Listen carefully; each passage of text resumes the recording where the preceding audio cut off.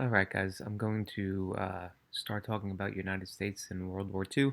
I'm going to break this up into two segments because I don't want it to last a half hour like they have been. So I figure breaking it up into two would be good. I'll do this one tonight, and then sometime early next week I'll post the other one, which will really be about World War II on the home front and the aftermath of the war. I'm going to try to go through this quick. I always say that, but hopefully tonight I can stick to that plan. First and foremost, we got to recognize where we're at prior to World War II. We know we're in a Great Depression. We know that the world is suffering from economic hardship. So it's easy to lose sight of what's going on overseas and what's going on around the world. And it's also very understandable that the United States doesn't want to get involved with situations around the world. So we're sort of back in that neutrality phase, back in that isolationism phase. We know that after World War One ended in 1918, the United States rejected the League of Nations. They rejected the Treaty of Versailles. They wanted to go back to that idea of just being on our own, being neutral, continuing to trade and doing things like that, but not getting involved in foreign affairs. We tried to further solidify this in the 1930s as the Great Depression is roaring throughout the United States with the Neutrality Acts of 1935. A lot of this PowerPoint is straight from the Regents, so all these bullets right here are Regents' answers. All right, so what did the Neutrality Acts of 1935 and 1937 do? They adopted policies to avoid conflicts that drew us into World War One. It displayed American disillusionment that resulted from World War One. Forbade arms sales to warring nations, meaning that you couldn't sell any of your ammunition or guns or weapons to people who are at war. And America wanted to concern itself with domestic issues. We were dealing with the Great Depression. We did not want to get involved in world affairs. This political cartoon is the one that you've been working on. You guys have been doing a good job at that. This was actually created by Dr. Seuss, and you see the America there is on the in the bed by itself, separated from Europe, sleeping soundly, and saying, "Whoa, what lucky thing we have to have separate beds." And on the other side, you see Europe full of Hitleritis and Stalinich and Blitzpox and Nazi fever and fascist fever and so on and so forth. Again, this is just really expressing that envisionment of staying neutral. World War II will begin in Europe, similar to World War One. The United States is not involved in the beginning. We're staying out of it. The reason why World War II begins in Europe is mainly because of the shortcomings of the Treaty of Versailles and how greatly Germany was punished with the Treaty of Versailles. Also, again, the world is feeling economic hardship, not just the United States. So as Hitler begins to rise in Germany, France and Great Britain, those two nations really aren't really trying to get involved in sort of conflict. So they appease Hitler. Hitler is expanding his territory. He begins to start taking over areas that were once Germany's and wants them back, Czechoslovakia, the Sudetenland, and eventually he's going to go further and further. In the beginning, Great Britain and France allow Germany to do this because Hitler is promising them that he's only going to just take over the land that used to be theirs, and there was Germans living there anyway. So what was the point? And blah blah blah blah blah. So this is going to start with Czechoslovakia, the Sudetenland, and then it's going to just fall like dominoes. Eventually, war will start to break out. It's going to be similar to World War One alliances. People had each other's back. So you have the Allied powers who were Britain, France, and the Soviet Union, and Germany, Italy, Japan. They were military dictatorships. The United States will enter for the Allied powers when they entered the war in 1941. Soviet Union in the beginning was sort of in the middle, but once Hitler decides to start invading the Soviet Union joins the Allied powers.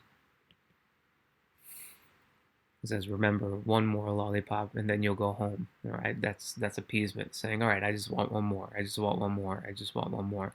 And that's what Hitler was basically saying. "Oh, just let me have this land. Just let me have this land. Just let me have this land."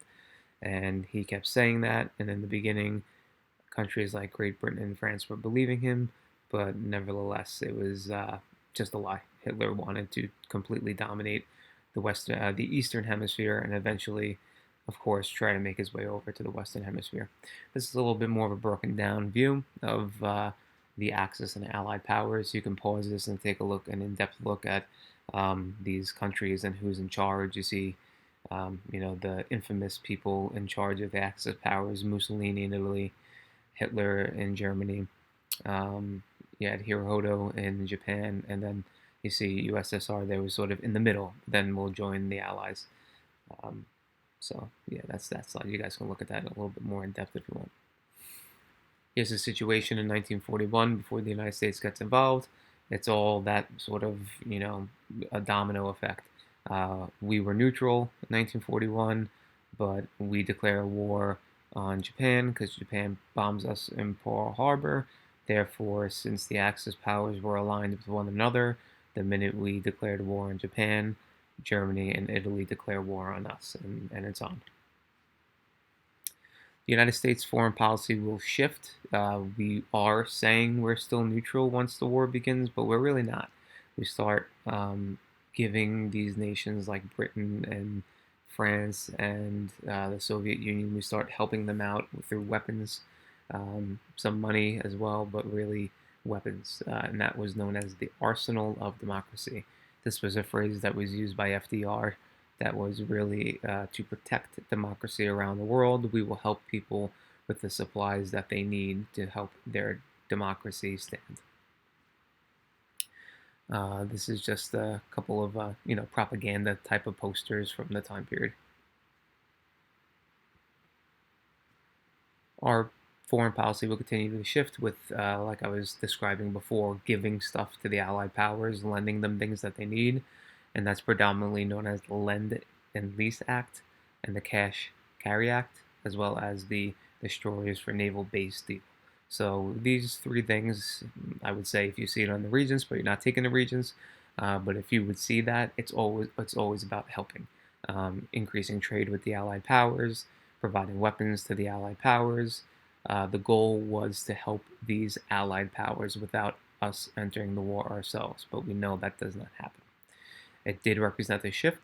It did show that we weren't exactly neutral. When you start helping people with money, you start giving people things that they need, you're taking a position, you're taking a stand. You may not be saying it directly, but you're showing it with your actions.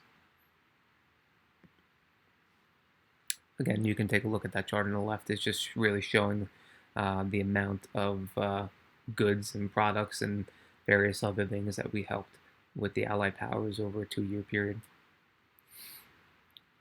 You see over here it says Hitler saying you're playing with dynamite, and basically accusing the United States of taking a side. You see Uncle Sam looking back, and it says plan to lend Britain arms, and Uncle Sam says it would be dynamite if we didn't, or if I didn't, meaning that if we didn't get involved, it would be very bad for us. We enter World War II, obviously. You guys have heard of this. I hope you've heard of this. It's one of those pivotal moments in United States history. It was the bombing of Pearl Harbor. President FDR refers to it as a date that will live in infamy. The United States immediately will declare war after this incident. We were basically tricked. We thought we were having peace talks with Japan. We thought that things were going okay with them, but obviously not. They had this sneak attack plan for well over a year. They scouted out the area, and we had a whole a large portion of our Pacific Fleet stationed at Pearl Harbor, Hawaii, and it was a devastating attack. About 3,000 people are going to die in this attack. But what this does is, as historians say, it wakes up the sleeping giant. And the American public will say war is on. They support it wholeheartedly, and they want to seek revenge for this drastic moment in United States history. Again, we join the Allied powers, which is Britain, France, and the Soviet Union. You see the Honolulu Star Bulletin, the newspaper of that area, says war, Oahu bombed by Japanese planes, and these are some actual photos from the Pearl Harbor attack. Like I said, about 3,000 people died in that attack. This is the date that will live in infamy, declaration of war, or asking FDR asking Congress to declare war. Remember, the president can't declare war. I'll play a little clip. I'll post this so you can watch it yourself. Oh, it won't let me. Sorry. It's probably because I'm screen recording. I'll post this so you guys can look it up. It's you know, December 7th, 1941, a date that will live in infamy. That is the one of the most known speeches by a president in U.S. history. So definitely take a look at that and click on that link when I post this PowerPoint. What does it look like when we're fighting? We're fighting on a global scale. We're fighting in Europe. We're fighting there's fighting in Asia. There's fighting in the Pacific. This is going to be World War I on steroids. The amount of people who die is escalated. The amount of weaponry used is escalated. We have now aerial battles going on. Aeronautics is transformed from World War I to World War II. You have fighter pilots, and of course, you're going to have much better technology. And we'll talk about the bombing of Hiroshima and Nagasaki with the next slide. It will take a devastating toll on the world. The Soviet Union, in both World War I and World War II, are going to suffer the most losses. For us, we experienced a high loss count as well, but not nearly as much as some of these other nations that we're fighting. The key battles. There's two key battles, one in the Pacific and one in the European area. D-Day is going to be one of those moments in history. It was a massive land, sea, air operation. It really is. You're going to see pictures in the next slide. It's crazy, this undertaking. The mastermind behind it was Dwight D. Eisenhower, who will later become president of the United States. And it really was the largest land, sea, and air operation in history, in modern history at that point. The first wave of these people who went in on the beaches of Normandy, it was like 50% chance or more that they weren't going to come out alive. But they had to open the front, as they call it. They had to get onto that beach in France. They had to open the area, and they had to start pushing those Third Reich and the Nazi soldiers back. It was a necessary sacrifice, and after this point, the war is going to turn in Europe, and shortly thereafter, Hitler will have to uh, surrender. He ends up taking his own life. It's not going to end well for the Axis powers. Japan, on the other hand, will be the last to give up. The Battle of Midway is just referring to a series of islands in the Pacific Ocean. They call it island hopping. It's a turning point of the war because when you fight, the Pacific Ocean was fighting in the Pacific was by many accounts worse than fighting in Europe. The slaughtering. At this point, the Japanese fighter pilots toward the end of the war knew that the war was going badly for Japan. So you had these kamikaze pilots who would just fly their planes into their targets and risk their own lives because there was no GPS guided bombs back then. It was just if you wanted to hit your target and you were the Japanese, you would just fly your plane into your target because you know you'd hit it because you were in control of your plane. It was pretty gruesome. It does further the advance of the Allied powers. Think of chess. We were hopping these islands, getting closer and closer and closer and closer to Japan until we were ready to invade Japan if it was going to come to that point.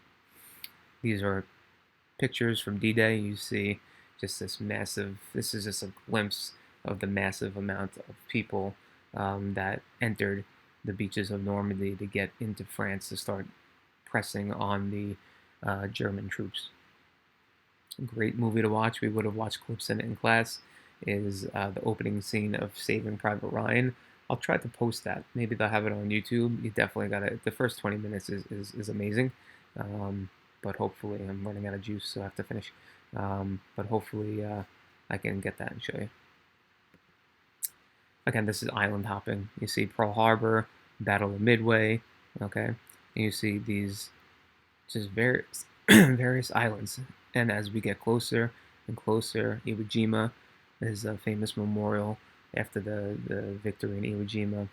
You may have seen that memorial in Washington D.C. with the soldiers holding up the American flag. Okinawa and then here's Hiroshima, Nagasaki. This is how close we were to Japan. So we get to Okinawa, we are ready to invade Japan, and then the decision comes on what to do. The president at the time is Harry Truman. FDR died in office at the beginning of his fourth term.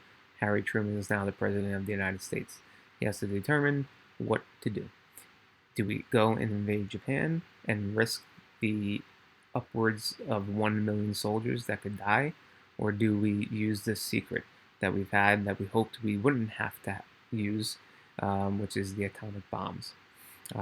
United States does drop pamphlets sort of on Japan saying a big attack is coming, a massive attack is coming. If you don't surrender, we will use something monumental on you. Japan does not surrender, and the Manhattan Project is going to come to life. It's something that was kept secret. It was led by Robert Oppenheimer, and that is the development of the atomic bomb. We have not used atomic bombs. No atomic bombs have been used in war since we dropped two, one on Hiroshima and one on Nagasaki. The names of the bombs are Fat Boy and Little Man. There they are on the right part of your screen. And that is an example. That was the mushroom cloud, they called it, over Nagasaki, I believe. That is the cloud of smoke that extended all the way up into the atmosphere after the dropping of these bombs. This is some of the devastation that occurred in Nagasaki and Hiroshima. I believe the estimated or the middle ground, the number is 200,000 people died that day and the months that came afterwards from the radiation from these atomic bombs. That is basically it for this portion. Again, this is expedited. This is really Regents material that I'm covering. This would have been, I have more material on this, but, as far as our purposes of what we're trying to do here for the rest of the year, I felt condensing this and making it just like brief history would be the best. So that's that. To next week, I'll talk about the aftermath of the war, talk about the World War II on the home front, which is a big point of what the Regents would usually talk about, and what happens afterwards, the baby boom, and all that stuff. Okay, so that's it for tonight, and hope you all are well.